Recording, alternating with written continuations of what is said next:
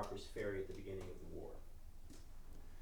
Robert E. Lee had a very specific mission for Thomas Jonathan Jackson at Harpers Ferry. Now keep in mind the structure of command. Lee is the overall general in command of all Virginia forces.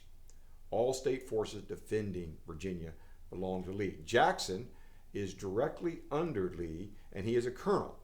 He is a colonel in the Virginia Militia responsible for the area at Harpers Ferry.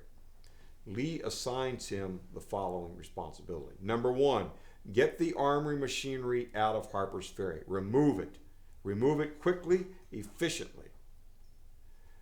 Lee was very concerned that Harpers Ferry, because it was so far to the north and could be so easily attacked and so vulnerable to a northern advance, they wanted to make sure that the Armory machinery would be removed. This was very disappointing to the people of Harpers Ferry, and it was absolutely disheartening to the armorers who worked there. When Alfred Barber, the former superintendent of the Armory, had announced that secession would occur and that Virginia would move in and seize the machinery, there were high hopes that Virginia would continue the operation of the Armory at Harpers Ferry. But when it became very evident that the Potomac River, rather than the Mason-Dixon line, was become the northern border of the Confederacy, that machinery, that location in Harpers Ferry was too vulnerable. And so Jackson, shortly after arrival, is given an assignment by Lee to remove that machinery. And he begins immediately. He begins to dismantle the machinery first in the musket factory along the Potomac River, and then ultimately follows up removing the machinery from the rifle factory along the Shenandoah River. It's very methodical, very systematic. Jackson will use wagons, the Winchester-Potomac Railroad, and he will ship the machinery to Winchester.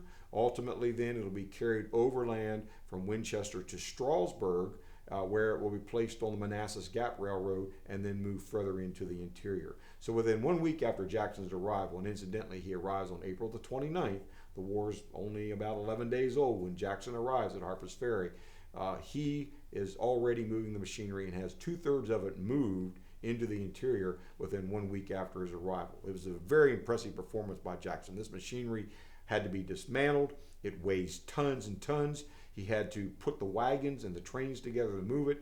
When he didn't get all the cooperation he needed from the local citizens, he impressed wagons and impressed the trains. He reminded people that we are now at war and that I'm in charge, not your local mayors and not your local county commissioners.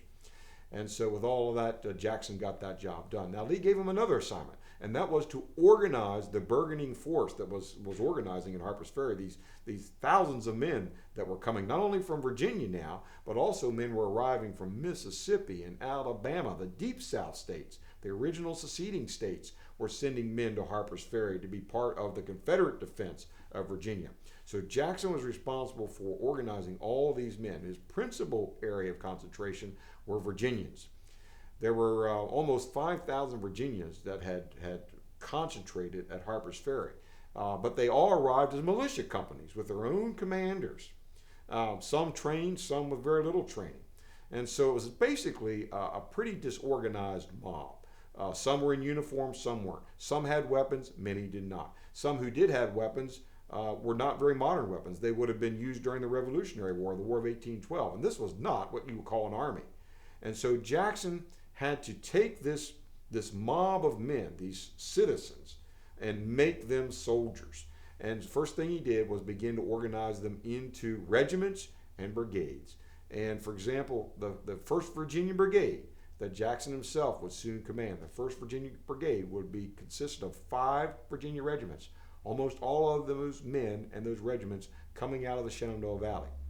The local regiment that Jackson would organize was called the 2nd Virginia Infantry, and it was comprised of men from Charlestown and Shepherdstown and Harpers Ferry and little old Duffields. Even Duffields had a company in the 2nd Virginia Infantry, but it also extended further south into Clark County and included a company from Berryville, and also further west into Martinsburg, companies coming from Martinsburg and Hedgesville.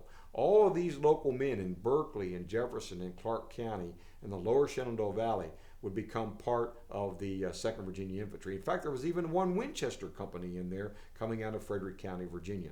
So Jackson would work very hard to organize the men. Most of these men would be encamped on Bolivar Heights, and it was there on Bolivar Heights that they would sleep and eat, but more than anything, they would drill. And they would drill some more, and they would drill some more. Jackson transforming these men, these sons of Virginians, into these very, very, very disciplined soldiers. But even with that discipline, the question was, how well would they fight on a battlefield? How well would their discipline stand up to the bullets of the enemy whizzing toward them? That question still remained unanswered.